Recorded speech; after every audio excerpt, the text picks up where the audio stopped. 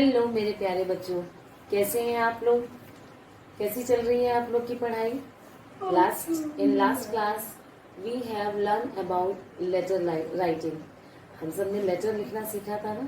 Is this clear? No doubt, no queries? Very good. Today we are going to learn about the next poem of first flight, that is Amanda. आज हम क्या पढ़ने वाले हैं बच्चों? Amanda poem which is composed by Robin Klein. Robin Klein who is Australian poet. वो कौन है? Australian poet and who has composed his poem basically about children. जिन्होंने बच्चों के लिए कविताएं लिखी हैं, बच्चों के बारे में लिखी हैं और उनके साइकोलॉजी को हाईलाइट किया है। ठीक है, तो let's study about the poem Amanda.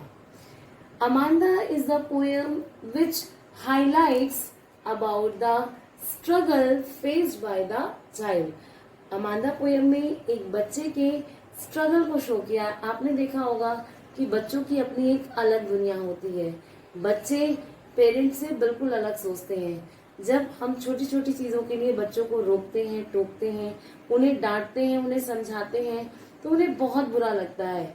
They want that they should be set free from all the instructions and restrictions. ऐसा होता है ना कि जब हम बच्चों से कहते हैं ऐसे नहीं करो, वैसे नहीं करो, तो उन्हें बहुत गुस्सा भी आता है और उन्हें क्या लगता है कि शायद उन पे रेस्ट्रिक्शंस ज्यादा हैं। समझ में आ रही है? तो इसी बात को क्या है, बहुत ज्यादा हाईलाइट किया गया है किस पोएम में? पोएम अमांडा में। Though it is, you can say it is parents who are responsible for the proper upbringing of a child. देखो, माँ बाप की ड्यूटी होती है कि वो बच्चे का भरण पोषण, पालन पोषण अच्छे से करें। अगर कोई बच्चे के संस्कार अच्छे नहीं होते तो दोष किसको जाता है? उसके पेरेंट्स को। पता नहीं कैसे माँ बाप हैं, पता नहीं कैसी फैमिली से बिलोंग करता है, तो इसीलिए उसकी अपब्रिंगिंग की पूरी रिस्पॉन्सिबिलिटी किसकी होती है? उसके पेरेंट्स की। ठीक है ना? और चाइल्ड को भी क्या, हमेशा ये फील करना चाहिए कि वो अपने पेरेंट्स की रिस्पॉन्सिबिलिटी है और उन्हें उनकी बात भी माननी चाहिए। एक तरफ बच्चों को अगर अपने पेरेंट्स की बात माननी चाहिए, तो दूसरी तरफ पेरेंट्स को भी ये ध्यान रखना चाहिए कि छोटे बच्चे के भी अपने कुछ इमोशंस होते हैं। बहुत ज्यादा रिस्ट्रिक्शन, अगर हम उन्हें बहुत ज्यादा ट्रैप करने की कोशिश करेंगे, उनको कन्फाइन करने की कोशिश करेंगे, तो वो क्या है, बर्डनसम फील करेंगे। They will feel that they are just being jailed. Okay, कि जैसे उनको जेल में बंद किया जा रहा है। So it is really very important for the child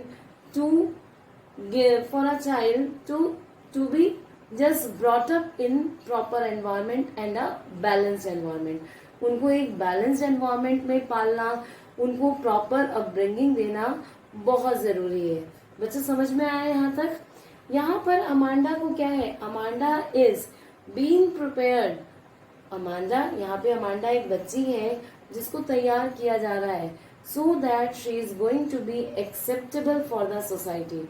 अब सोसाइटी में उन्हीं लोगों को तो एक्सेप्ट किया जाएगा जिनका बिहेवियर नॉर्मल हो, जो अच्छे से बिहेव करते हो, जिनके अंदर अच्छे संस्कार हो। वरना लोग सोसाइटी में लोग क्या है, उसको रिजेक्ट करना शुरू करते हैं। उसके साथ बोलना, उससे बात करना, उसके साथ बैठना कोई भी पसंद नहीं करता। तो यहाँ पर क्या है, एक अमांडा को प्रॉपर अपब्रिंगिंग दी जा रही है ताकि वो क्या है, सोसाइटी में एक्सेप्टेबल हो सके। और ये जो ट्रेनिंग पीरियड होता है हर बच्चे का, जब छोटा बच्चा होता है, आपने देखा होगा, उसको उसके पेरेंट्स सिखाते हैं, देखो आंटी आई, अंकल आए, बड़े आए, उनको नमस्ते करो, उनके पैर छुओ, अब ये नहीं करो, सामान मत फैलाओ, ठीक है ना, अपने नेल्स मुंह में बाइट नहीं करो, और भी बहुत सारी चीजें कि अपने शूज इधर उधर मत फेंको, गलत बात नहीं करो, चिल्ला के मत बोलो। बहुत सारे रेस्ट्रिक्शंस जो पेरेंट्स के द्वारा बच्चों को दिए जाते हैं, basically that is the part of their training, and this training needs what? This training needs a proper, you can say, direction। ये ट्रेनिंग क्या है, एक प्रॉपर डायरेक्शन रिक्वायर करती है कि अगर इस ट्रेनिंग में अगर हमने बच्चे को प्रॉपर डायरेक्शन में नहीं लेके गए, उसको ठीक से ट्रेनिंग नहीं दी गई, यानी कि कहीं माँ बाप ने भी ज्यादा सख्ती कर दी, तो बच्चा बिगड़ जाएगा। ठीक है, क्यों? क्योंकि जब हम ट्रेनिंग किसी चीज की दे रहे होते हैं तो डेफिनेटली उसकी फ्रीडम वो कहीं ना कहीं हम कट शॉर्ट करते ही हैं। यानी कि एक बच्चा है, उसका मन है कि वो 10 बजे तक सोए, और अगर मुझे एक डिसिप्लिन फॉलो कराना है तो मैं उसे सुबह जल्दी उठाऊंगी, उसे पढ़ना है तो उसे जल्दी उठाऊंगी। बाहर से आया बच्चा, उसने शूज इधर उधर फेंक दिए, लेकिन अगर उसे मुझे मैनर सिखाने हैं तो मैं उसे क्या कहूंगी कि वो अपने शूज उठाकर शू रैक में रख के आए, उसके प्रॉपर प्लेस पे रखे। तो ये सारी चीजें अमांडा को समझाई जा रही है, किसके द्वारा? उसके पेरेंट्स के द्वारा ट्रेन किया जा रहा है। ठीक है, हालांकि यहाँ पर जो स्पीकर है in this poem, the speaker is not actually directly, you can say, come in front. Okay, we can just assume that all the instruction which has been given in the poem is being passed by the you can say the mother of Amanda. वो जो instructions दी जा रही हैं वो किसके द्वारा दी जा रही हैं? अमांडा की मदर के द्वारा। यहाँ तक समझ में आ गया? So let's start the poem. Don't bite your nails, Amanda. Don't hunch your shoulders, Amanda. Stop that slouching and sit up straight, Amanda. अभी देखो इस पोएम में पोएटेस क्या कह रही हैं कि don't bite your nails, Amanda. Amanda, अपने नेल्स बाइट मत करो। यहाँ पर पोएटेस ने किसको रिप्रेजेंट किया है? अमांडा के मदर को कह सकते हैं, या पेरेंट्स को, कोई भी है जो उसको इंस्ट्रक्ट कर रहे हैं। क्या इंस्ट्रक्ट कर रहे हैं? कि अमांडा अपने नेल्स बाइट मत करो। आपने देखा होगा ना, बहुत सारे बच्चों की आदत होती है अपने नाखून खाने की, तो हमारे बड़े हमें इंस्ट्रक्ट करते हैं कि डोंट बाइट नेल्स। तो same instruction is being passed by Amanda, और जब हमें इंस्ट्रक्शन बार बार मिलते हैं तो हम इरिटेट भी होते हैं। So here instruction is being passed to Amanda not to bite nails. Yes, don't hunch your shoulders. अपने shoulders को hunch कहते हैं बेटा कि आप अपने अपर पार्ट को थोड़ा फॉरवर्ड की तरफ बेंड करके बैठे। आपने देखा है ना? And what is the meaning of this slouching? Slouching का मतलब होता है कि बहुत ही टू स्टैंड और टू सिट वेरी लेजीली, बहुत आलस के साथ। आपने देखा होगा बच्चे अपनी पूरी बॉडी को बिल्कुल लूज फ्री छोड़ के आगे की तरफ मुंह लटका के इस तरह बैठ जाते हैं। तो that comes under the terms hunch means आगे की तरफ झुकना, और slouching means very lazily sit, very lazily, बहुत आलस के साथ ऐसे ही बिल्कुल फ्री होके बैठ जाना। And sit up straight Amanda. आपने देखा होगा जब हम अपनी पूरी कमर झुकाकर इस तरह से बैठते हैं, हमारे घर में हमें डांट पड़ती है कि सीधे बैठो, सिट स्ट्रेट कहते हैं ना सब। तो यहाँ पे भी क्योंकि अमांडा की जो सिटिंग पोजीशन है, जो बॉडी पॉस्चर है बैठे हुए, वो सही नहीं है। That's why she is being asked here to sit properly, to sit straight. Yes, there is a languid emerald sea where the sole inhabitant is me. अब यहाँ पर पोएट क्या कह रही है? It is to be noted that these lines are given with in bracket. आप notice कर सकते हैं कि ये जो लाइन्स हैं ये किसमें दी गई है बेटा? ब्रैकेट में। See, your bracket starts from here to here. So these brackets are used to provide more meaning to the phrase which the poet has used here. यानी कि जो पोएट ने इसमें ये जो सेंटेंसेस, ये जो फ्रेजेस, ये जो ग्रुप ऑफ वर्ड्स यूज किए हैं, इसके मीनिंग में कुछ ऐड करने के लिए पोएट ने ये ब्रैकेट्स लगाए हैं। The poet has used these brackets just to present the imagination of that little girl. Who is that little girl? Amanda. What to be presented? What to be presented here? To the imagination of a girl who wished to live freely without any restriction. Okay? जो कि जीना चाहती है बिना किसी restrictions के, जो कि अपनी imaginations में, अपने thoughts में she is just flowing in a, you can say, in her, she is just flowing. She is just flowing in her imagination. There is no restrictions, there is no hurdle, there is no hindrance, no questions. So she don't want to entertain any questions which is being asked to her. वो नहीं चाहती कि वो कोई सा भी ऐसा question entertain करे. उसको नहीं लगता कोई उससे सवाल करे किसी तरह का, अपनी इच्छाएं उस पर थोपे. समझ में आ रहा है? तो यहाँ पर पोएट ब्रैकेट के थ्रू ये शो कर रहा है कि अमांडा एक्चुअली उस समय जब उसकी मदर उसको कुछ बता रही है, उसको समझा रही है, उससे कह रही है कि ये करो ये करो, उस समय वो अपनी ही एक अलग दुनिया में खोई हुई है. क्यों?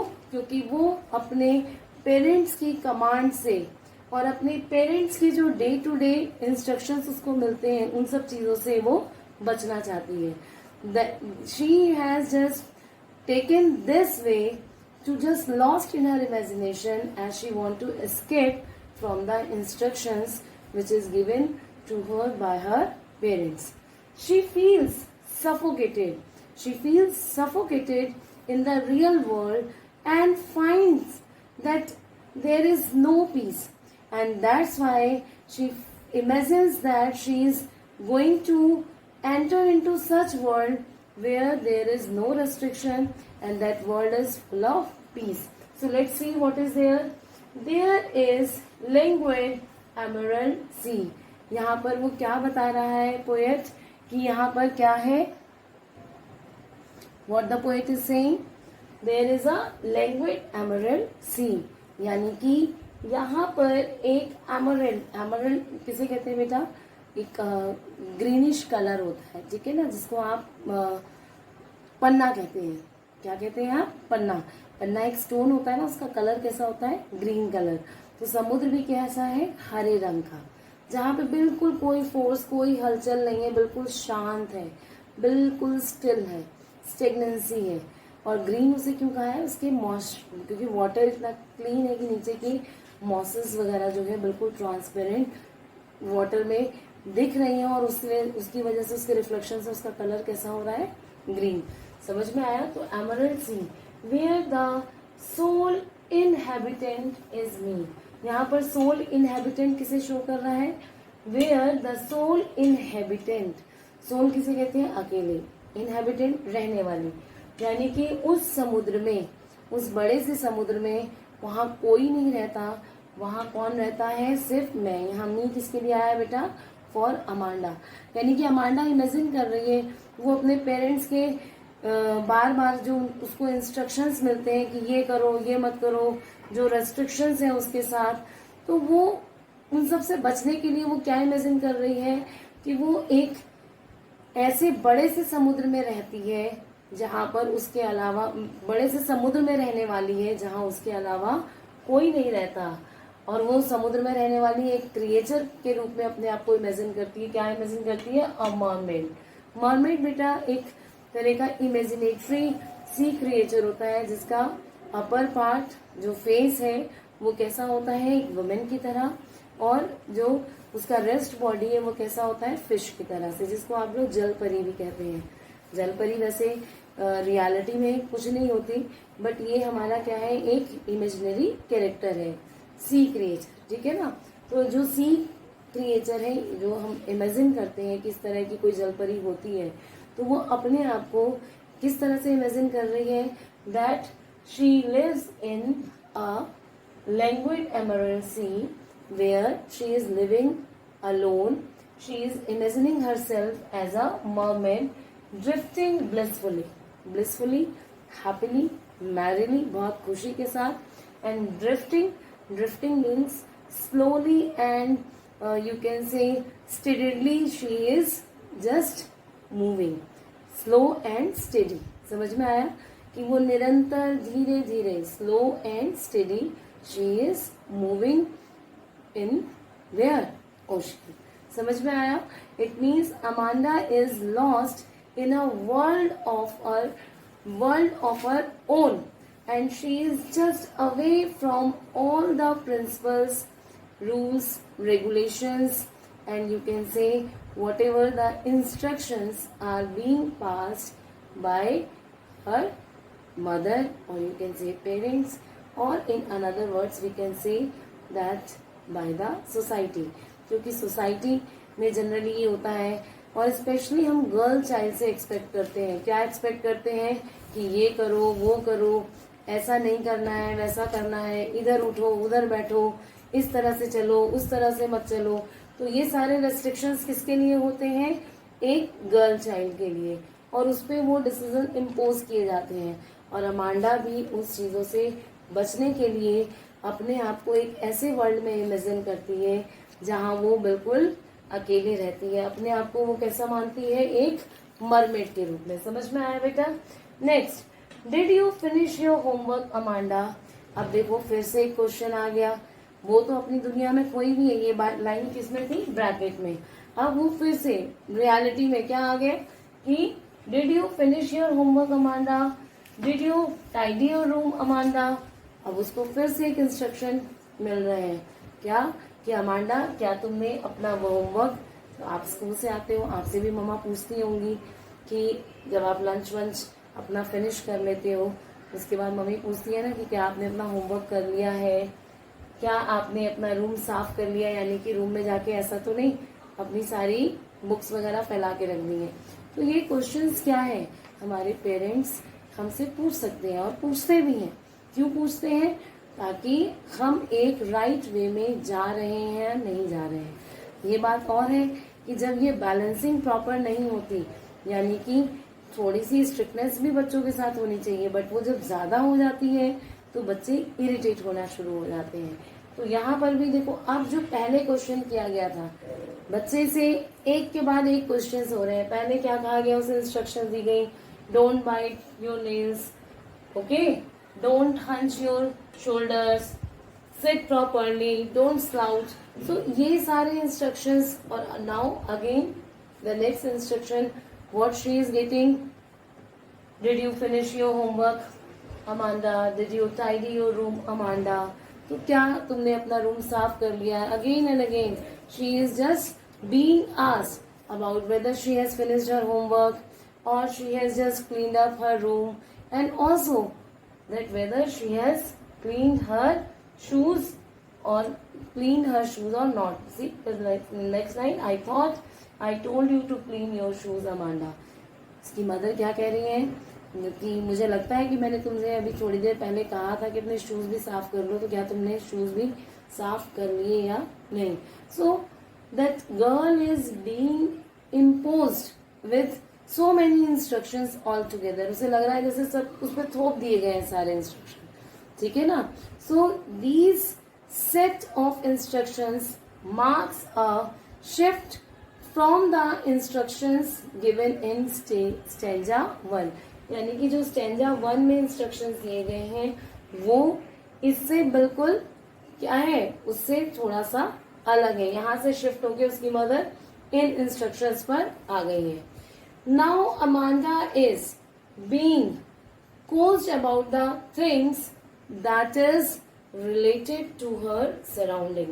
यानी कि उसको कोचिंग मिल रही है, उसको ट्रेनिंग मिल रही है कि उसे अपनी सराउंडिंग में किस तरह से बिहेव करना है, उसको किस तरह से अपने आप को रखना है, अपने आप को ढालना है. So let's move towards the next stanza, but before that let me give you some extract based question which is from these three stanzas, so that these three stanza is going to be very clear to you. So let's have some extract based question before moving ahead. So let's do these extract based question. So what is the first question from the first stanza? Who do you think is the speaker of these lines? आपको क्या लगता है बेटा कि in line का speaker कौन है? कौन है? मैंने पहले ही बताया था, may be her parents, maybe her mother. So you can write here that most probably her mother is the speaker of these lines. ठीक है? Now next, What does the speaker expect from Amanda? Speaker Amanda से क्या expect कर रहा है? Expectation उसकी है ना, नॉट टू बाइट नेल्स, ठीक है, एक तो नेल्स बाइट ना करें, hunch her shoulders and not to sit idly, कि वो बहुत बिल्कुल लेजीली जो बैठी हुई है उस तरह से ना बैठे. Now in the next stanza there is to blissfully. What does the speaker imagine herself to be? अब यहाँ पर स्पीकर कौन है? यहाँ पर स्पीकर अमांडा है. अमांडा बनना चाहती है, मैंने बताया भी था पैराग्राफ में, me that is what Amanda. तो यहाँ पे वो क्या बनना चाहती है? She wants to be a mermaid. वो क्या बनना चाहती है? Mermaid. What type of sea is imagined by the speaker? कैसा समुद्र इमेजिन किया हुआ है? Languid, very calm, okay, emerald sea, okay, green colour sea. So that is the very calm and green sea where she wish to be the only inhabitant, जहाँ पे वो बिल्कुल अकेले रहना चाहती है. Wants to be sole inhabitant, ठीक है. Now next, did you finish to choose Amanda? Now the first question from the third stanza is, what does the speaker ask Amanda? Speaker ने यहाँ पर अमांडा से क्या कहा है? Just ask to polish her shoes and clean up her room and to finish her homework. 3 बातें कही है ना, अपना होमवर्क फिनिश करने के लिए, अपना रूम क्लीन अप करने के लिए and to polish her shoes. Now next question, what impression does the speaker have of Amanda? आपको क्या लगता है कि जो ये स्पीकर है, जो यहाँ पे इसकी मदर है या इसके पेरेंट है, क्या लगता है कि उनका क्या इम्प्रेशन है? ठीक है ना. What impression does the speaker have of Amanda? Amanda का क्या इम्प्रेशन है उनके ऊपर, वो क्या सोचते हैं अमांडा के बारे में? तो they are not having a very good impression of Amanda. They think that she is a careless girl. Careless show किया है ना, कि वो हमेशा अपने नील्स बाइट करती रहती है, अपने सामान इधर उधर फेंक देती है, उसको ध्यान से नहीं रखती है, बात नहीं सुनती है. तो more over you can just right that what the speaker thinks about her, that she is a careless girl. Okay, so this much is clear. Revise the poem. And if you will have any query and any doubt, you can just drop the question in the comment box or in the WhatsApp group, or you can call me personally. Till then, you will just do the homework. These questions are here for your homework. You will do this work in your fair notebook in very neat and clean handwriting. बहुत सुंदर सुंदर अच्छे से साफ सुथरा अपना काम करेंगे बेटा, अपनी नोटबुक प्रॉपर मेंटेन करेंगे. So, what are these questions? Just have a look. How does the speaker in the poem nag the little girl Amanda? Nag means उसको झिड़की देना, उसको डांटना, ठीक है ना. तो किस तरह से जो स्पीकर है इस पोएम में, वो उस छोटी बच्ची अमांडा को डांट रहा है, उसको झिड़क रहा है, ठीक है. Why does Amanda want to be a mermaid? Amanda एक मरमेड क्यों बनना चाहती है? Next, why does not Amanda answer the questions asked by her mother? यानी कि मदर, जो स्पीकर ने जो भी क्वेश्चंस पूछे हैं उसको अमांडा आंसर क्यों नहीं कर रही है? So these are the 3 questions for your homework. You will write it and for any query you will call me, और once again I am saying you will drop the question in the WhatsApp group. Do your studies properly बेटा, क्योंकि जो poem आपको पढ़ाई जा रही है बहुत इम्पॉर्टेंट है. किसी भी क्वेश्चन में किसी भी तरीके का डाउट है ज़रूर पूछेंगे. तब तक स्वस्थ रहें, मस्त रहें, अच्छे से रहें, पढ़ते रहें और मेरे नेक्स्ट वीडियो का वेट करें, क्योंकि नेक्स्ट वीडियो में मैं कंप्लीट करूँगी आपकी इस पोएम अमांडा को. Thank you. Have a good day.